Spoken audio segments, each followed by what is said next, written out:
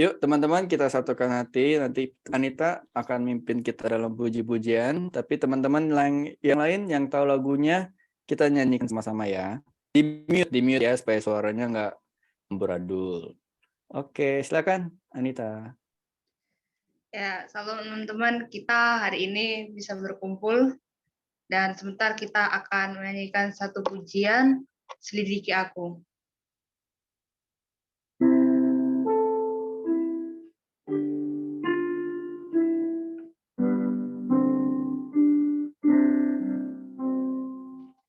Selidiki aku, lihat hatiku, apakah ku sungguh mengasihimu, Yesus, Kau yang Maha Tahu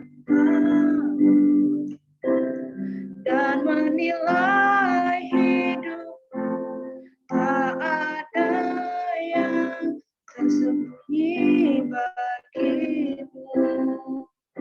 Selidiki aku, lihat hatiku, apakah ku sungguh mengasihimu, Yesus, Kau yang Maha Tahu dan menilai hidup, tak ada yang tersembunyi bagimu. Telah kulihat kebaikanmu yang tak pernah habis di hidupku. Ku berjuang sampai akhirnya, Kau dapati aku tetap setia. Telah kulihat kebaikanmu yang tak pernah habis di hidupku. Ku berjuang sampai akhirnya, Kau dapati aku tetap setia. Kau dapati aku tetap setia. Kau dapati aku tetap setia.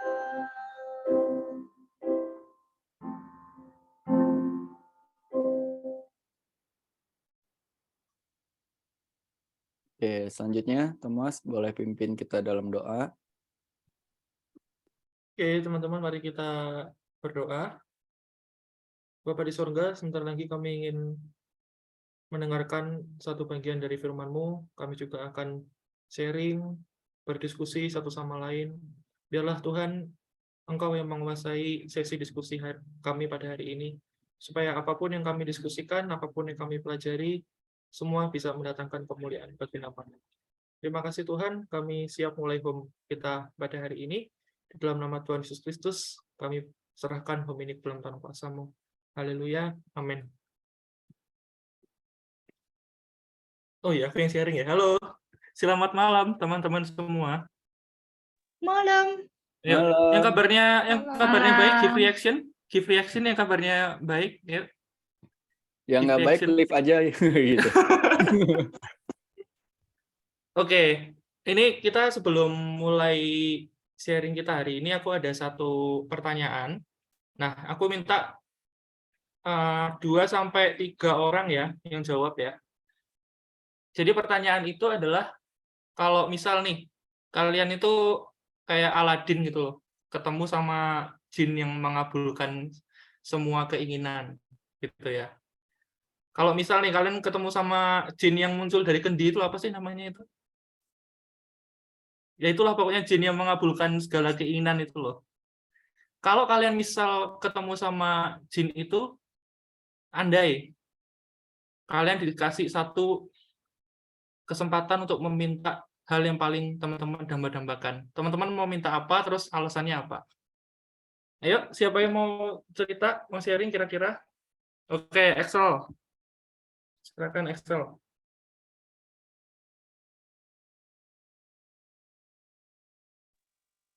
Oh ya, oke. Halo. Jadi pertanyaannya mau minta apa tuh? Permintaannya dibatasi nggak berapa? Boleh 1, 3 aja, 3 boleh. Maksimal 3. 1 tapi boleh. 3 ya, maksimal 3 Ya, ya. 3. Ayo, mau minta apa, Excel? Minta apa ya? Minta sehat pasti. Oke, sehat. Ini Nomor 2? permintaannya kalau agak di luar nalar boleh nggak? Nggak apa-apa, nggak apa-apa. Ini Boleh. out of the box juga boleh nih. Justru malah mau seimajinatif mungkin gitu ya, nggak boleh Nah. berpura-pura gitu. Ya, minta sehat. Pasti sehat yang pertama. Jadi sehatnya itu nggak pernah sakit. Kalau bisa ya superhuman. Agak imajinasi dikit ya, superhuman. Kuat banget. Terus yang kedua apa ya? Oh ya, biar punya kondisi keuangan yang unlimited. Wis, Jadi oke. nggak pernah kehabisan uang, udah gitu. Itu yang kedua. Yang ketiga apa ya enaknya? Pacar. Oh, enggak, kalau itu enggak. Oh itu enggak Kalau ya. itu udah punya, nggak usah minta. Kalau itu udah Nggak. punya. Kalau uangnya udah Nggak punya. pacarnya beneran juga nggak punya. unlimited. Yang pertama sehat, kedua apa tadi ya, aku lupa. Finansial. Uangnya unlimited, financial unlimited, terus yang ketiga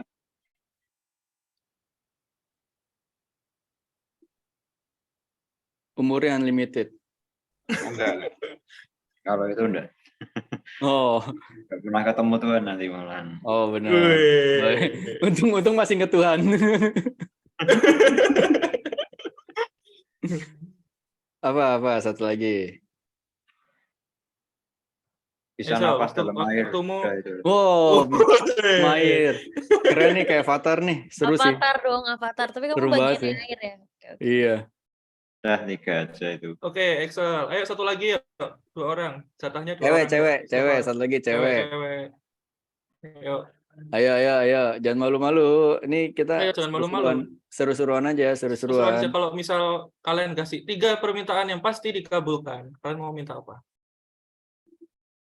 Nggak ada syarat, nggak ada Nggak ada syarat, nggak ada basa-basi. syarat. Tapi nggak boleh minta permintaannya ditambah gitu, nggak boleh ya. Ya.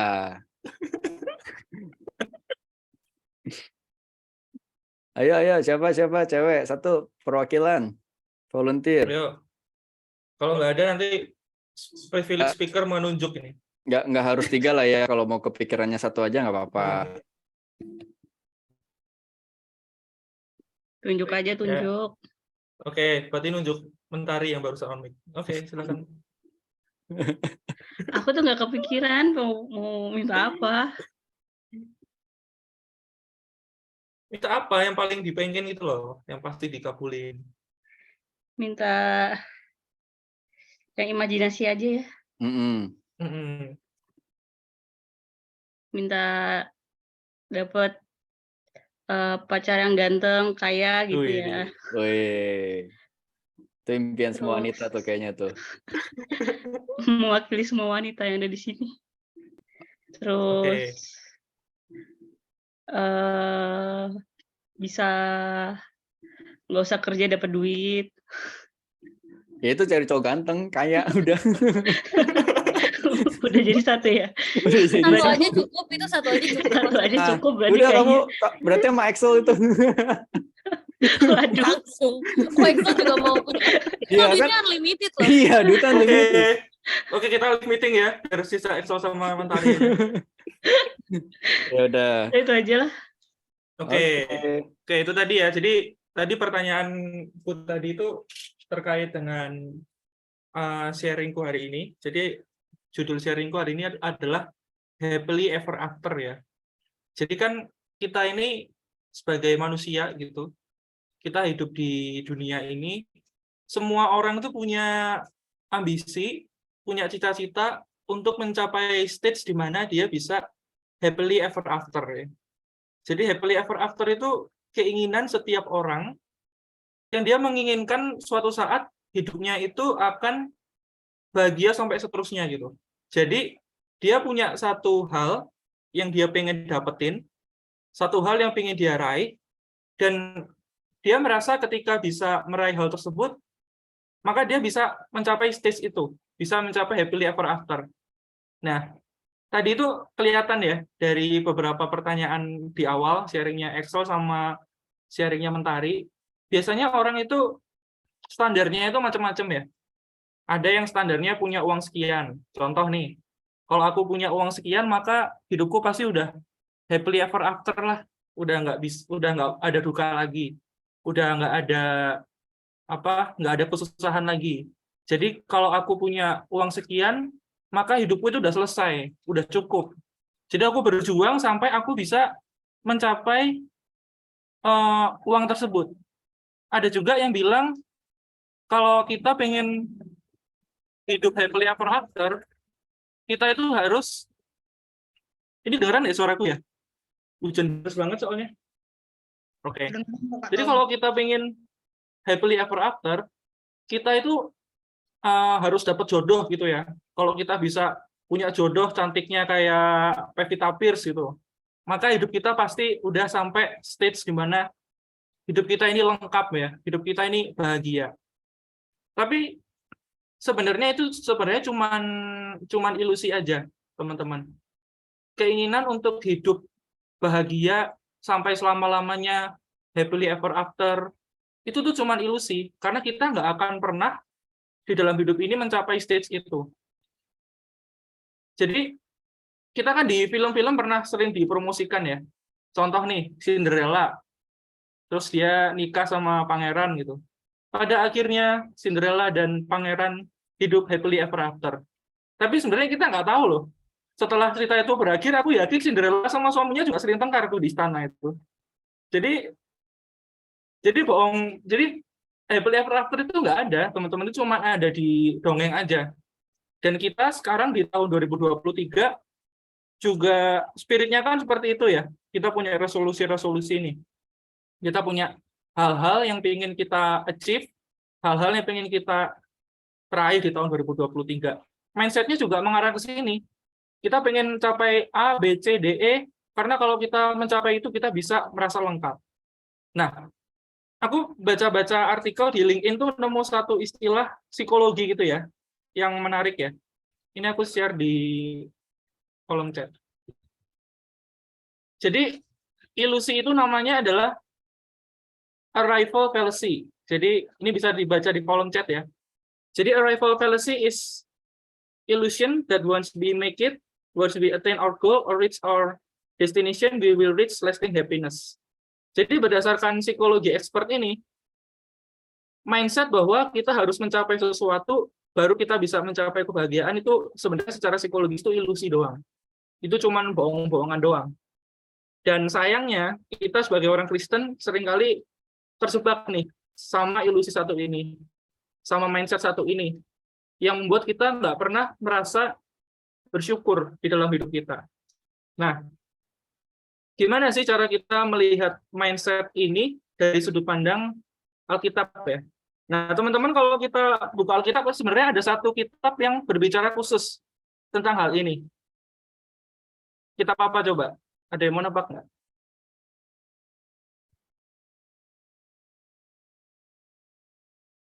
Ya, langsung aja. Berarti kitabnya itu adalah kitab Pengkhotbah ya. Ya, Amsal juga penulisnya sama, temannya sama. Oke. Jadi kita hari ini akan belajar dari kitab Pengkhotbah. Bener nih, JJ jawabnya lewat DM nih. Jadi kita hari ini akan belajar lewat kitab Pengkhotbah. Kita belajar apa-apa aja yang bisa kita dapat dari Pengkhotbah pasal yang pertama ya. Oke. Kita buka Alkitab kita, teman-teman. Pengkhotbah pasal yang pertama, ayat yang pertama sampai ayat yang ke-18.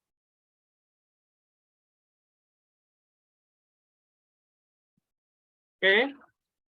Mungkin ayat yang pertama sama yang kedua bisa dibacakan sama Petris.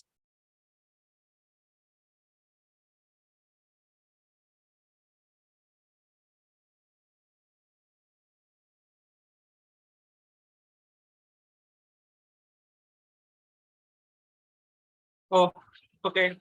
Ya, Pengkhotbah 1 ayat 1 sampai 18. Yang bisa on mic berarti listin aja. Ayo baca.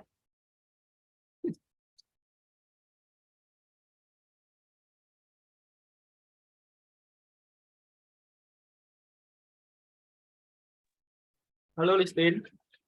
Halo Kak Tom, Ya. Coba bacain ayat yang pertama sampai ayat yang kedua.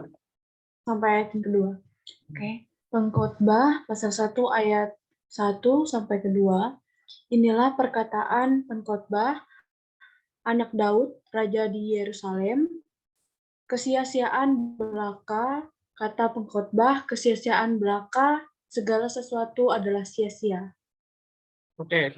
Jadi di ayat yang pertama sampai yang kedua, kita hari ini bisa belajar ya. Jadi pengkhotbah itu penulisnya itu adalah Salomo. Jadi teman-teman kalau kita survei ya, orang itu bakal bahagia kalau dia punya apa. Biasanya itu mengerucut ke 3 hal. Yang pertama itu biasanya terkait harta ya. Jadi aku bisa bahagia kalau misal punya uang yang segini banyak, aku punya gaji yang segini, aku punya aset sekian, perusahaanku bisa sebesar itu. Nah, itu biasanya orang mengarahnya ke sana kan. Resolusi kita tahun 2023 pasti mayoritas orang itu terkait pencapaian karir, pencapaian uang. Terus nomor 2 yang biasanya ingin dicapai seseorang itu adalah jodoh biasanya. Kalau yang cewek punya angan-angan punya suami yang ganteng. Kalau yang cowok punya angan-angan punya istri yang cantik gitu ya. Terus yang ketiga, yang biasanya diingini oleh banyak orang, itu adalah keberhasilan.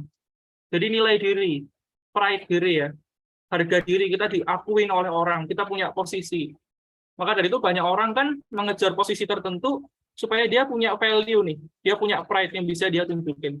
Nah, penulis kitab Pengkhotbah, ini tuh adalah Salomo. Kalau kita berbicara tentang 3 hal itu, dia sudah punya semuanya. Kalau terkait dengan uang, dia kurang apa uangnya? Dia orang terkaya di zamannya saat itu. Bahkan kalau dibandingkan dengan kerajaan-kerajaan lain, Salomo itu bisa dibilang salah satu raja yang paling kaya pada zamannya. Terus kalau soal dengan jodoh, kurang apa? Salomo istrinya 1000 guys. Jadi dia milih siapapun bisa dia pilih. Terus yang ketiga soal keberhasilan, dia orang paling hikmat, yang manusia paling berhikmat pada zamannya. Dia paling dihormati pada zamannya saat itu. Tetapi di kitab Pengkhotbah ini, di sepanjang kitab, Salomo menyimpulkan satu hal tentang kehidupan. Walaupun dia sudah mempunyai banyak hal nih, yang diangan-angankan oleh banyak orang untuk mencapai happily ever after, Salomo mencapai satu kesimpulan, bahwa hidup ini sia-sia. Ya, kita baca lagi di ayat yang kedua ya. Salomo loh, seorang yang mempunyai segala-galanya, dia bisa mengatakan hidup ini tuh cuman kesia-siaan belaka. Kesia-siaan belaka, segala sesuatu itu cuman sia-sia. Jadi ini adalah satu hal yang menarik dan harusnya menjadi perenungan buat kita. Ngapain kita berusaha untuk mencapai segala sesuatu? Salomo aja sudah memiliki segala sesuatu, mengatakan hidup ini itu cuman sia-sia. Nah, kita coba hari ini belajar missing link-nya itu ada di mana ya. Oke. Kita lanjutkan ke ayat yang berikutnya. Ke ayat yang ketiga. Mungkin yang mau bacain siapa? Silakan. Apakah gunanya manusia berusaha dengan jeripaya di bawah matahari? Keturunan yang Udah 3 doang. Oh. Oke. Kita hari ini baca ke ayat yang ketiga ya. Jadi teman-teman, kata yang perlu kita perhatikan di ayat yang ketiga itu adalah di bawah matahari. Nah, ini aku sempat baca-baca nih komentarnya ya, kitab Pengkhotbah pasal yang pertama. Ternyata kata di bawah matahari, kata-kata di bawah matahari itu artinya Salomo sedang menggambarkan suatu kiasan, suatu frasa adalah hidup tanpa Allah. Jadi sepanjang kitab Pengkhotbah ini ada banyak kata-kata di bawah matahari, di bawah matahari, di bawah matahari. Nah, di bawah matahari itu artinya kehidupan di mana tidak ada Allah di dalamnya. Ya, jadi teman-teman kalau bisa baca sepanjang kitab Pengkhotbah, terus ada kata di bawah matahari, itu artinya berarti hidup yang kita itu tidak menghidupi Kristus gitu loh. Hidup di mana kita itu hidup duniawi, hidup anak-anaknya kita sendiri. Hidup di mana nggak ada perspektif kekal dalam kita menjalani hidup ini. Hidup di mana kita cuman sekedar hidup aja, terus nanti suatu saat nanti kita akan mati. Kayak yang pernah dibahas Ko Abed beberapa waktu yang lalu, you only live once. Nah itu, di bawah matahari. Itu sebenarnya sedang disinggung oleh Salomo di sini. Nah, kalimat yang digunakan oleh Salomo apa di sini? Yaitu apakah gunanya manusia dengan berusaha jeripayah di bawah matahari. Artinya kalau kita bekerja, kalau kita melakukan kesibukan kita, tapi kita tidak mengisinya dengan Allah di dalamnya, itu nggak akan ada arti di dalam hidup kita. Teman-teman di sini punya kesibukan masing-masing ya. Ada yang mahasiswa, ada yang punya bisnis, ada yang sebagai karyawan mungkin di sini. Teman-teman kalau kita menjalani pekerjaan kita, mindset-nya cuma ambisi doang, mindset-nya cuma pengen ngejar target omset sekian, mindset-nya pengen dapat posisi dengan gaji sekian, tapi kita tidak mengisi pekerjaan kita dengan Kristus. Salomo bilang di sini, apa gunanya kamu itu jeripayah kalau tidak ada Allah di dalam pekerjaan kita? Makanya teman-teman, kita sering lihat ya di dalam pekerjaan ya. Contoh nih, kayak aku karyawan gini ya. Banyak orang itu hari Minggu stres. Waduh, besok Senin rek, kerja lagi rek. Kapan ya? Weekend lagi ya. Terus panjang pekerjaan merasa tidak sukacita, merasa tidak berpengharapan itulah dalam pekerjaan mereka. Bahkan orang-orang dengan gaji yang fantastis pun banyak loh yang merasa bisa dikatakan depresi sama pekerjaannya. Tidak merasa damai, tidak merasa fulfilled dengan pekerjaannya. Begitupun juga dengan mahasiswa. Mahasiswa seringkali menjalani kesehariannya kerja keras gitu ya, bangun pagi, pulang malam, ngerjain tugas. Tapi di dalam kita menjalani pekerjaan dan studi kita mengisinya cuma dengan ambisi aja. Tapi kita nggak mengundang Kristus di dalamnya. Maka nggak ada artinya. Maka nggak akan ada value dalam pekerjaan kita. Nggak akan ada value di dalam pendidikan kita. Dan Salomo mengatakan dengan tegas di sini, nggak ada gunanya. Semua jeripayah itu nggak ada gunanya. Teman-teman mau kerja sekeras apapun dalam pekerjaan, mau seberhasil apapun KPI kalian, tapi kalau nggak ada Kristus di dalamnya, nggak akan ada gunanya, nggak akan ada artinya. Gitu ya. Terus, berarti missing link-nya pertama, kenapa sih orang itu nggak bisa mencapai happily ever after? Karena dalam kesibukannya sehari-hari, dia tidak mengisi Kristus dalam kehidupannya. Sehingga nggak ada value yang timbul di dalam kesibukan yang dia lakukan. Lalu apalagi di sini yang dikatakan oleh Salomo? Kita bisa lanjut ke ayat yang ke-4 sampai ayat yang ke-7.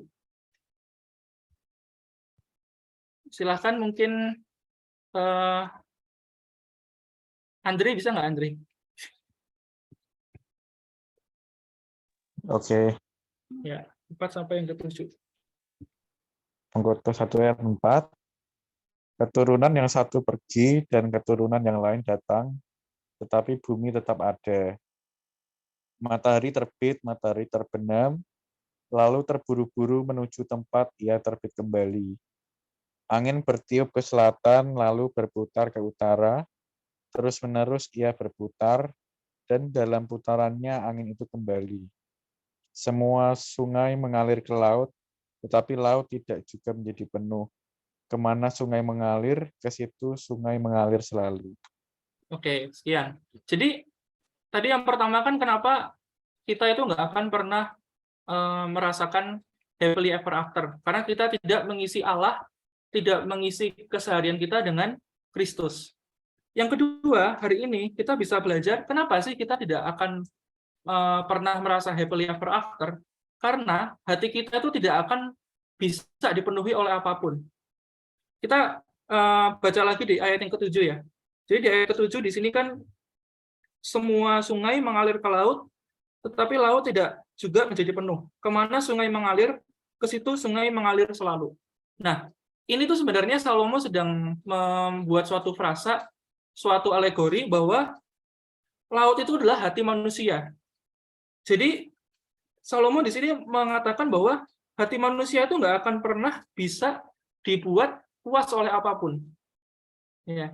Jadi kalau kita menjadikan sesuatu sebagai standar kebahagiaan, kita nggak akan pernah merasa bahagia karena hati kita itu seperti laut yang diisi oleh sungai. Katakanlah kita punya angan-angan, kita punya mindset bahwa kita pengen punya penghasilan sekian puluh juta supaya kita bisa happily ever after. Kalaupun kita mencapai gaji puluhan juta itu, kita belum tentu itulah akan bahagia. Karena itu tadi, seperti yang Salomo katakan, hati kita itu seperti laut yang mau diisi sungai segimanapun tidak akan merasa penuh di dalam dirinya. Jadi saat kita berdoa, saat kita datang kepada Kristus, kita perlu perlu merefleksikan lagi ke dalam diri kita ya. Kita ini berdoa supaya Kristus itu mengisi hati kita, atau kita berdoa untuk meminta Kristus memberikan sesuatu yang dapat mengisi hati kita. Ya, itu dua hal yang berbeda, tapi sebenarnya ada perbedaan yang perlu kita perhatikan ya. Jadi jangan sampai kita doa kepada Allah, kita meminta sesuatu kepada Allah, karena kita meminta Tuhan itu memberikan sesuatu yang lain untuk memenuhi hati kita. Itu sebenarnya adalah satu tipuan, suatu hal yang seharusnya tidak kita lakukan. Seharusnya Kristus itu menjadi satu-satunya sumber kebahagiaan kita. Kita harusnya meminta Kristus mengisi hati dan pikiran kita. Bukannya kita meminta Tuhan memberikan sesuatu untuk mengisi hati kita. Perbedaannya gini, kita kadang kalau masih Kristen kanak-kanak gitu ya, kita berdoa, Tuhan berikan aku jodoh Tuhan. Ya kelihatannya itu kelihatannya manusiawi ya. Tapi sebenarnya kalau kita bedah secara dalam, kita sebenarnya sedang meminta Tuhan memberikan jodoh supaya jodoh itu bisa memenuhi hati kita. Begitupun juga dengan banyak orang meminta, wah imani, kita bila ikut Kristus akan dibuat menjadi kaya raya. Pekerjaan kita dilimpah-limpahi oleh berkat-berkat yang luar biasa. Sebenarnya kalau kita berdoa kayak gitu, kita itu sedang menjadikan uang sebagai sesuatu yang mengisi hati kita, dan kita meminta Tuhan supaya Tuhan memberikan kita uang, dan uang itu bisa memenuhi hati kita. Padahal di sini di ayat yang ke-7, hati kita itu nggak akan pernah dibuat puas oleh apapun. Jadi seharusnya poin yang kedua adalah kita nggak akan bisa memiliki hidup yang happily ever after kalau kita menjadikan sesuatu itu menjadi standar kebahagiaan selain daripada Kristus. Karena selain Kristus tidak akan ada hal yang bisa memuaskan, tidak akan ada hal yang bisa memenuhi hati kita. Oke, poin selanjutnya kita bahas dari kitab Khotbah ayat yang ke-8 sampai ayat yang ke-11. Silakan, JJ. Ayat 8. Segala sesuatu menjemukan, sehingga tak terkatakan oleh manusia. Mata tidak kenyang melihat, telinga tidak puas mendengar. Apa yang pernah ada akan ada lagi, dan apa yang pernah dibuat akan dibuat lagi. Tak ada sesuatu yang baru di bawah matahari. Adakah sesuatu yang dapat dikatakan, lihatlah, ini baru. Tetapi itu sudah ada dulu, lama sebelum kita ada. Kenang-kenangan dari masa lampau tidak ada, dan dari masa depan yang masih akan datang pun tidak akan ada kenang-kenangan pada mereka yang hidup sesudahnya. Oke, nah hari ini di poin ini kita fokus ke ayat yang ke-8 ya. Di sini Salomo pakai kata-kata segala sesuatu menjemukan sehingga tak terkatakan oleh manusia. mata tidak kenyang melihat, telinga tidak puas mendengar. Nah, kenapa? Poin ketiga adalah kenapa kita tidak pernah merasakan happily ever after? Karena yang namanya keinginan, itu ketika dia terpenuhi, dia itu pasti akan berubah menjadi keinginan yang lain. Contoh nih, Harry naksir banget sama Ola misal. Wah, dalam pikirannya itu Ola terus. Seandainya suatu saat aku bisa membangun kehidupan dengan Ola gitu ya. Misalkan Harry ini kan Harry. Iya. Jadi Harry punya keinginan untuk angan-angannya adalah bisa mendapatkan Ola. Tapi suatu saat tiba-tiba Ola ternyata suka balik nih sama Harry nih. Ternyata Ola memiliki perasaan yang sama Harry. Dan akhirnya mereka menikah nih. Di tahun 2023 Harry sama Ola akhirnya menikah nih. Keinginan Harry untuk memiliki Ola akhirnya terpenuhi. Tapi apakah berarti udah selesai nih? Harry udah nggak punya keinginan lagi karena Ola sudah ada bersama dia? Nggak juga kan? Paling senengnya kehidupan pernikahan paling cuma bertahan setahun aja. Terus tahun kedua, walaupun Harry udah mengidolakan Ola, paling tahun kedua mereka udah tengkar-tengkar, udah cekcok, ya kan? Makanya di tahun kedua pasti yang namanya keinginannya Harry itu meningkat lagi nih. Bukan cuma sekedar punya istri, tapi pengen punya anak. Kayaknya seru ya, punya rumah tangga itu harus ada anak nih. Kalau nggak ada anak nih pasti rumah tangga kita nggak lengkap nih. Udah, di tahun depan ternyata Harry sama Ola punya anak nih. Tapi apakah berarti keinginannya Harry sudah terpuaskan? Harry tidak mengingini apa-apa lagi? Enggak juga. Harry pasti punya keinginan lain lagi. Dia pengen anaknya sukses nih. Makanya dia ngebleng anaknya. Anaknya dipukulin tiap hari biar belajar terus. Supaya anaknya nanti biar jadi orang. Anaknya katakanlah udah jadi orang nih. Harry pasti keinginannya apakah sudah cukup? Keinginannya Harry sudah berhenti sampai di sini? Enggak juga. Harry pasti pengen lihat anaknya nikah. Terus gitu aja.